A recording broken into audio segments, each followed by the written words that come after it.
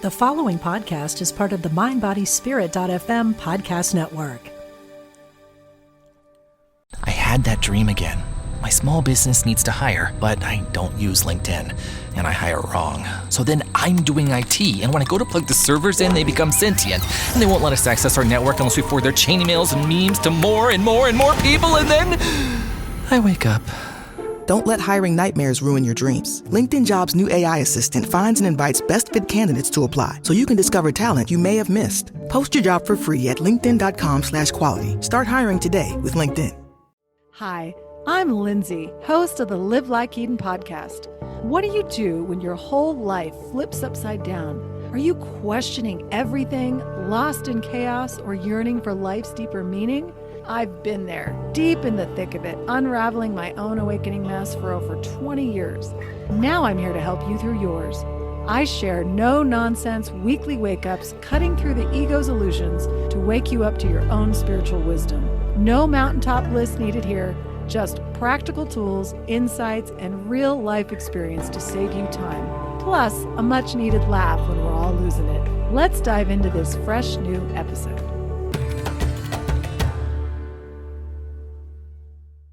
Welcome back to another episode, everybody. I hope you're well. Let's get right into this today. We're going to talk about the body obsession. Do you ever find yourself obsessing over the body? Like it's always crying out for something. It's communicating something to us, whether it's pain or pleasure, and it's constant. What is this about? Why are we so obsessed with the body? And how can we kind of break free from identifying with the body to determine how we feel? Because I think when most of us ask the question, how are you feeling? We kind of identify with the body. But we know that the body is temporary. It's a massive distraction from getting us to get in touch with our real essence, our true spirit. And so today's show, we're going to focus on the cultural machine that we live in, and then the projection of the body into the world, how we strive for health, how we're always obsessed with the body. Healthcare, all the things. We'll go over that just briefly on the surface. And then I want to break the show down into two different perspectives. The ego's point of view of the body, why the body is there in the first place from the ego's vantage, what it's using it for, what it's covering up. And then I want to shift gears and how you can get out of that trap, which is a cyclical trap that the ego purposely plays on us, and how we can step out of that and get in a relationship with spirit so that we can start viewing and even feeling our body very differently. And I'm going to use A Course in Miracles to guide us through this, because for many of you who've been around the block enough, you've tried all kinds of things, right? You've sought out all kinds of help and nothing works, right? Maybe you're still struggling with the body, you're yo-yo dieting. Maybe you're very hard on yourself about your view of yourself, and you're associating that identity with the body. And this is leading me to this topic, right? The obsession with the body. So before we dive under the surface, let's talk about the cultural machine. Why does our culture worship the body so much? There's very little education available today in our culture that is telling us to get in touch with something greater than ourselves, especially when it comes to how we view our own body. Especially for people who are struggling with the way that they look, how the body is, if it's too thin, it's overweight, it looks a certain way. You start to get older, it starts sagging and the wrinkles forming, all these things. We're very judgmental of how our bodies look, right? And when you get older, you barely even want to look in the mirror. It's like, oh, I don't want to know what's going on there. But there's no education or message, I should say, that is guiding us to feel our spiritual essence that has nothing to do with the body. So most of us are so attached to the identity and the way that we feel in the body that that's really all we have. And then we're so obsessed with what it's doing, how it's feeling, what it needs, what it shouldn't have, how it looks, how other people see us, how we see other people in the body. I'm sure all of us can sit there and go, oh yeah, I totally judge the way other people look, right? I mean, everybody does it. You see somebody, you make a judgment, and unless you catch yourself or the awareness, is there, you go, oh, look at that. Look how fast. I just don't know that person at all. And I just sized him up like that in 1 second. The mind has this way of constantly chattering, judging, making an assumption about something it knows nothing about. It's like, what? And when you think about it, is this scrutiny over the body, this obsession that the ego mind has over the body, is it really about how we feel mentally? Is it about our health? Or is it about our appearance, primarily just how we look and appear to the world around us? Is it very superficial? You can even ask yourself these questions as I'm talking. How do you view your own body? How important is the body to you? How important is your appearance to yourself and to other people around you? How many of you live with or know people who tell you you need to look a certain way? Or you're a parent or a child and your parents told you you had to look a certain way. I always find that one interesting. I have a funny story. I worked really hard with my kids when they were young to allow them to choose what they wanted to wear, like after a certain age, right? After they were old enough to realize that you actually put your own clothing on, you know. I would just let them do it. And one of my daughters would put the most outrageous outfits on. I had to laugh. It was so funny. And she'd go off to preschool. I'm sure people were like, what is that child wearing? But I just let her do it. What difference does it make, right? She's 4 and no one cares. So culturally, we have all these expectations. We might be conditioned to look a certain way in our bodies. And we've got all different perspectives on that. Health is a big thing in this country. Health care is a massive industry. It dominates the economy. It's one of the major factors of our American economy. We live in a system right now where many, many people are very ill. That's just a fact. There's a large percentage of the population suffering from chronic illness. And recently, I saw that the government decided to alter the food pyramid, although I have never really used the food pyramid in my life. I remember learning it in school, but it's not like I sit down every day and go, let me just whip out this food pyramid to see if I'm getting X, Y, and Z. I don't think many people do that. I don't think they do. Maybe doctors bring it up. I don't know.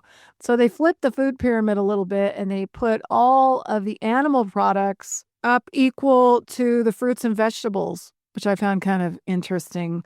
And then, the grains and obviously the processed foods way down, which, to me is just common sense. Anything processed and chemically driven is probably not a health food. Thinking of whole foods. There's arguments about what is a health food or what is even a whole food.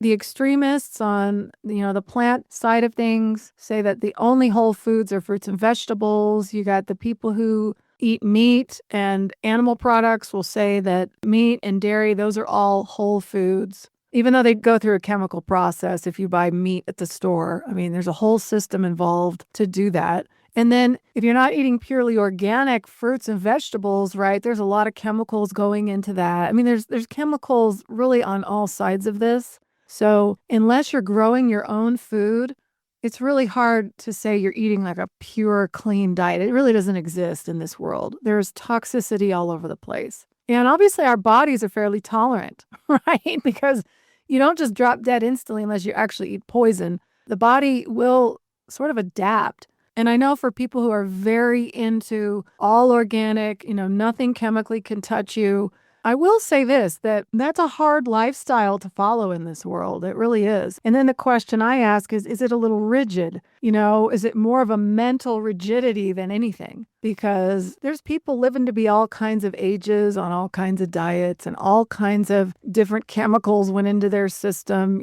so I don't know if being rigid in the mind is a good idea. It seems like the mind is really the driver here. And that's why I'm getting into this, because the mind is the one that has all the power in how we feel. So how much of my rigidity or my openness is a factor in how I feel in my physical body? It's just something to ask yourself. And you can watch it in your own life. When I lighten up in my mind, do I feel more at ease? And I'll touch on this a little bit more when we get into the ego's perspective on the body. So no matter what your opinions are or what you believe firmly about health, the food pyramid did change. It does look like big agriculture is heavily involved. That's all I'm going to say. There's a massive lobbying power in Washington with big ag, and it looks like the relationship has grown. There's a lot of money spent in the food industry, right? There's a huge amount of money spent in the wellness industry. Billions of dollars go into this every single year. Obviously, people are concerned, right? People are concerned about their bodies. And let's be real, it is our vehicle while we're here in this world. And most of us, I think, want to feel well in it so that we can continue our lives, so we can function and do the things that we want and need to do every single day. It's important to figure out what works best for you. What types of foods does your body thrive on? How much hydration works for you? What kind of exercise? How are you viewing your body? All those things are really important as you navigate the world. It's important to point out that even though we're going to go deeper here below the surface about the body, that we don't deny the body. We don't deny its needs. We don't deny if it's in pain. We don't deny if you're sick and you need to go to a doctor or you need to heal in some way, or mentally you're unstable and you need assistance. You don't deny any of those things. You still do them, and you do them in a way that works for you. It doesn't matter how somebody else recommends you do it. You really want to get in, listen to your inner intuition and authority, and do what you feel best doing. That's all that matters. The way that I choose to heal my body might be completely different from anybody else's, but what matters, the person living it is the one experiencing it. So you're your own authority, and it's always best to listen to you. Use your intuition, which is something that most of us are completely cut off because we're getting distracted by all kinds of information from everybody else but ourselves. And when you get in touch, like I've talked about in so many episodes, with this calm, still center, you allow the connection to spirit and the intuition and the influence from that realm to come in and guide you. The more you're cut off from it and looking outside for answers, sometimes you get overwhelmed with which direction to go. But if you start in the calm stillness and then you move through the intuition and the way that you feel guided, then you might be guided to what will work for you. Instead of getting overwhelmed and seeking a million different therapies, allowing the situation to unfold decreases your stress level immensely, because the last thing any of us want is to be worried about something in our health or worried about whatever it is in our life. We're so worried about it that you can't open up to this calmness to allow the healing to happen. And that becomes the battleground. Speaking of the battleground, now let's get into this. Let's go below the surface, and I want to look at the ego's lens on the body. And I'm going to use A Course in Miracles perspective on this because it's fascinating to me when you dive below to actually see the psychology of what's going on. The ego has a very strict interpretation of how the body should be. And in the ego's mind, it's always striving for perfection or specialness in the body. Like, how is my body going to exemplify some sort of special quality over somebody else? Have you ever been around people who everyone has an ailment and one person will bring up their injury and then the next person will chime in and then all of a sudden everybody's sharing their ailments? It's like the ego loves to show its unique specialness about that body part. My ailment is better than your ailment, rather than seeing what we're doing, right? We're all comparing our stories, and the ego sits there very cleverly trying to shine, almost like seek attention for everything and anything. It's not just ailments, but anything in life. It does it all the time. And when you notice it, it kind of becomes interesting to watch, not only in yourself, but also in other people. So I just mentioned the battleground, or the battle in the mind, and the ego uses the body as a battleground. It's a pleasure-pain situation constantly. The body is constantly crying out and communicating to us its needs. What does it need? What does it want? And then when we do things to the body that we have been conditioned to believe are bad, right? This world is about good and bad, right? We've been conditioned to believe what foods are good and bad, what drinks are good and bad. You know what I'm talking about. So there is a subtle conditioning that we all have. Like on the food pyramid, right? It says, don't eat these processed foods down here because they're terrible for your body.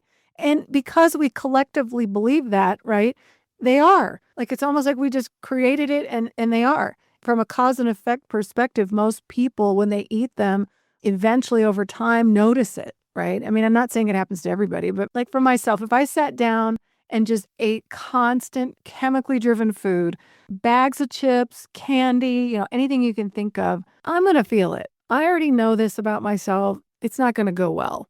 You know?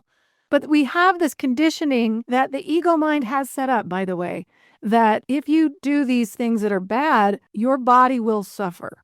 Now, A Course in Miracles will say that's because the ego made up this whole world, right? The ego made up the dream. The ego made the body to hide from the source or from God, to hide from our home. So the body, in a sense, is like a playground or it's a battleground, and it's always battling with this pleasure and pain situation constantly. And think of it in your own life, right?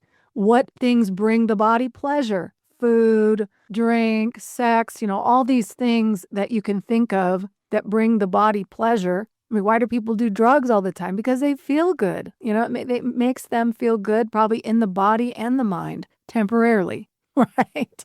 And then there's the pain, right? The constant aches and pain of the body, or some people inflict pain on purpose. There's injuries, there's all kinds of chronic pain that happens. So we're always battling these two very different experiences in the body, but it's still the body, right? The body is still taking charge. It's taking our attention, and it's distracting us from who we truly are beyond the body as a spiritual self. Then the other thing I want to point out here, which I think is probably the number one thing to think about, is guilt.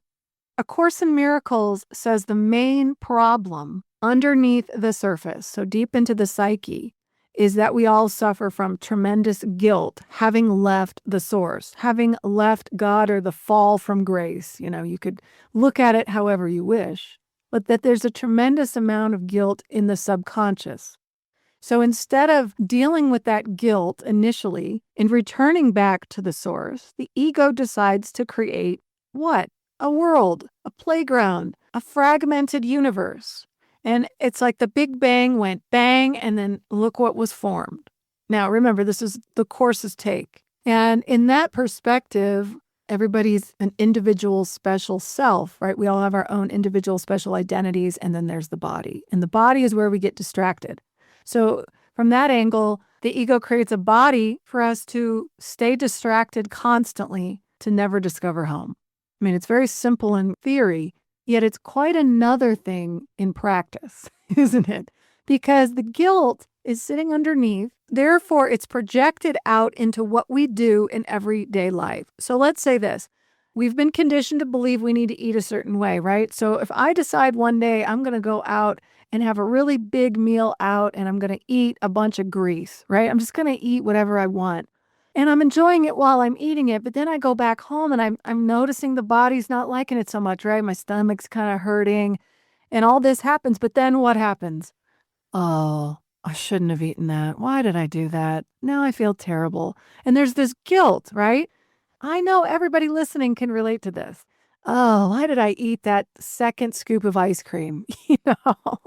Why did I go back for more? And then the guilt sinks in. And then we don't feel well about ourselves, and then the self-sabotage and this horrible cycle that the ego mind has created continues. And then we think that the answer is just creating a new habit or a new pattern physically. Like if I decide, okay, I'm not ever doing that again, and now I'm just going to eat clean foods, and that's going to make me feel well. Well, it might temporarily until something else changes, right? And maybe you stop the diet for a couple days, you go on vacation and you have a completely different meal selection. And then you feel what? Guilty, right? And it just keeps going because we're looking for answers in the physical world, like on a scavenger hunt, looking, well, if this doesn't work, I'll try this diet or that.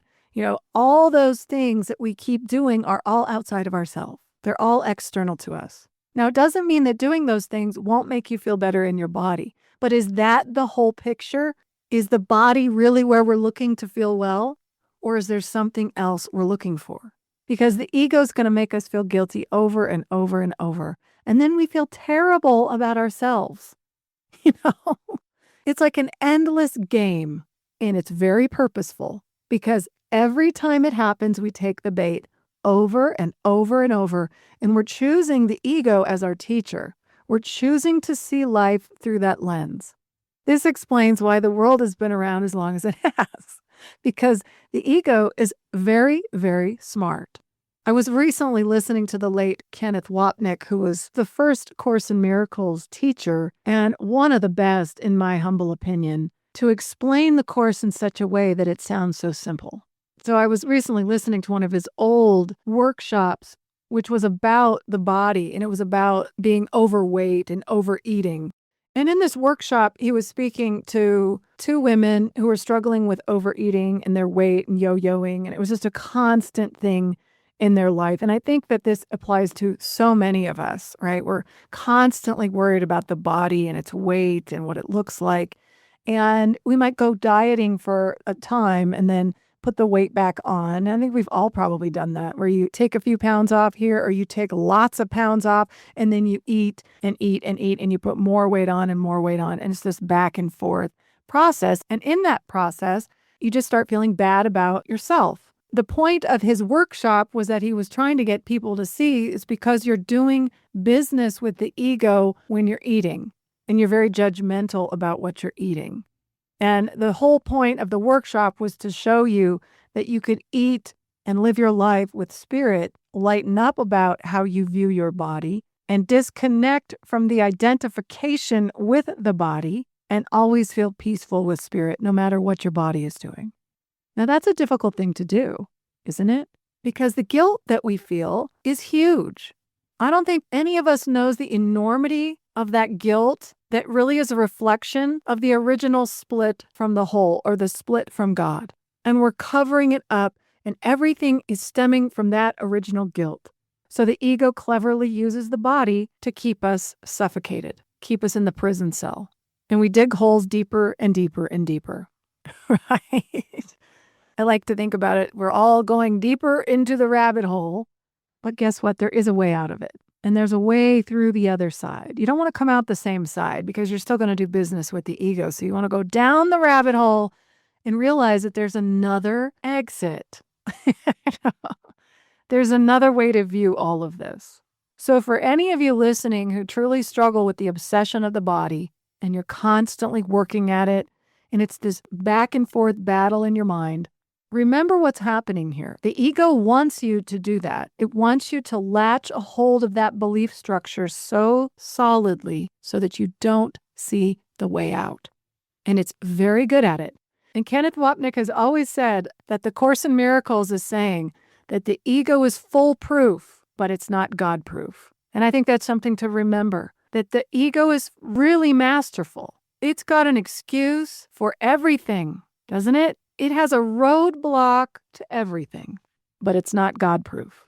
Because technically, according to the Course, the ego doesn't exist. It's not real. This whole thing that we are created here is one big illusory dream that we believe is happening. And it feels so real, doesn't it? Because the body is crying to us in that pleasure or pain all the time. So we have this viewpoint, right? The ego's lens is a strict one. And it's designed to keep us looping and looping and scrolling, just like, look at how the ego projects itself all over the planet. I kind of laugh sometimes. It's like, look, now we're scrolling through the phone. We're looping. The seasons are looping and cycling. We're cycling through life, rebirthing all the time. It's the cycle of life, they say. And it's like, yeah, it is the cycle of life. But it's a constant recycling of guilt projected out onto a world. So how do we get out of this? How do we look at the body differently? How do we stop identifying with it and thinking this is who we are? How do we get to that place of liberation and freedom that we really want? Most of us really just want to feel free. We don't want to feel so constricted in the mind. That limitation that the mind throws up, it's like a barrier. Do you yourself, or do you know anybody who is constantly putting up barriers? Like, you might offer a suggestion to them and they'll go, no, well, that can't happen because of X, Y, and Z. And then you might offer another solution and then they'll have another roadblock, and it's constant. Or you do it in yourself. I figure out ways to make excuses of why I shouldn't do this, but it's all made up. Most of it's made up. I mean, maybe there's some limitations that are actually happening, but most of it is made up in the mind. One way to get in touch with spirit is to bring awareness to the table, like when you're eating a meal, or when you sit down and feel yourself in some way, no matter what it is, food, drink, whatever you're doing. And instead of seeing it through the ego's conditioning, where that little voice comes in your head and goes, is this healthy? How many calories is this? Do I have my protein? How much fat is in here? Am I getting enough carbohydrate? Blah, blah, blah, blah, blah. Right? And you step out of it. So you bring awareness to the table. You stop for a minute. The calm center is there. And you say, Spirit, guide me through this meal. I'm joining with you, Spirit, into this world of observation, this vast field of awareness that is there, where there's no judgment, no guilt, no projection of anything, no commentary. It's just sitting and consuming whatever food or beverage you're consuming with joy, being grateful that something is nourishing your body.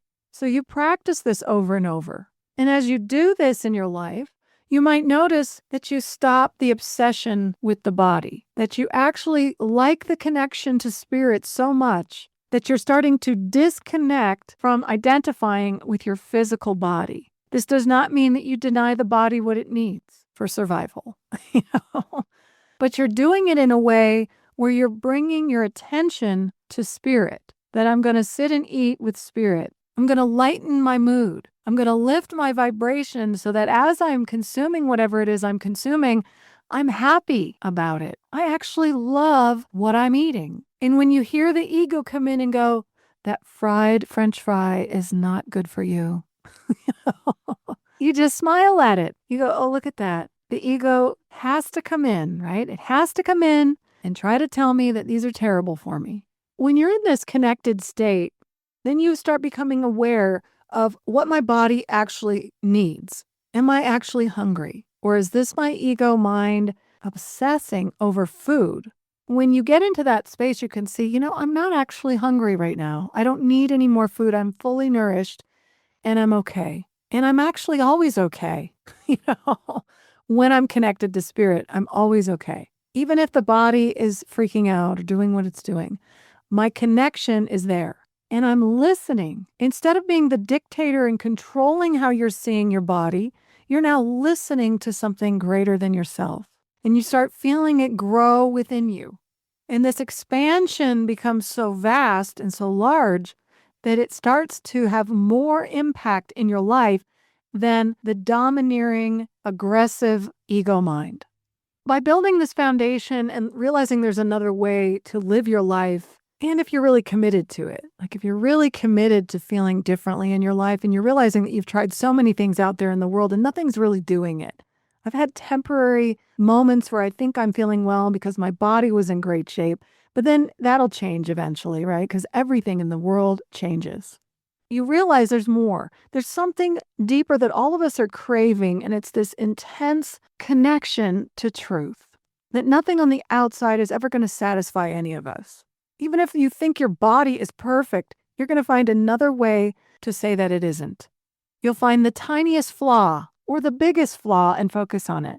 Incorporating this into your life regularly, no matter if it's when you're eating or when you're exercising, like let's say you're committed to exercise and then suddenly you have an injury and you can't do what you used to do. Or, there's a limitation that's placed on your body. Watch how quickly the mind will want to sabotage you too. Judge you because, now I'm not going to have a good body because I can't do my regular activities, And it's like, hey, it's temporary. And even if it isn't, let's say you got a chronic disease and now your body doesn't work the way it does.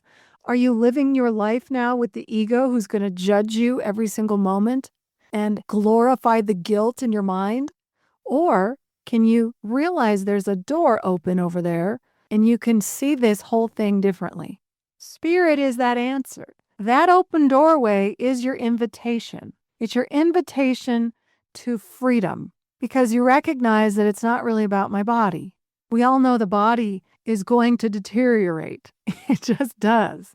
It's about building a bridge to who we truly are, to discover this deep connection that we have, this expansive field that's there, so that we get comfortable when it is time to move on from this realm, right?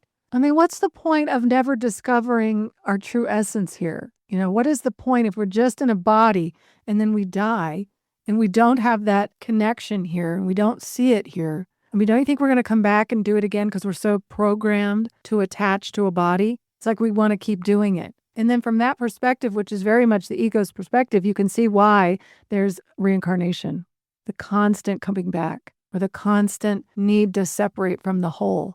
But when you use the body in a different way and you say, okay, I'm building my relationship with spirit, I'm opening that door, and I'm allowing the guidance to come in, I'm dropping the judgment, I'm building a mystical life, you'll be amazed at what you might be led to for your body's needs. You might feel strongly guided to something that will help your body. But even as you do that, you build your strength in your body or whatever it is you're doing, you still have this foundation and connection to who you truly are as a spiritual being. You're transferring away from this escapism with the ego, right? You're recognizing it for what it is. The ego is working to keep the guilt alive and reinforce the separation so that you never see home. When you see that cycle clearly and you understand it, then it becomes lighter. It becomes easier to choose spirit as your guide because you don't want to feel that way anymore. You're tired of feeling crappy. Who wants to do that over and over and over? Only the ego. And the ego is not who we are. So use your body as a learning tool to get in touch with spirit. That is the foundation of this episode.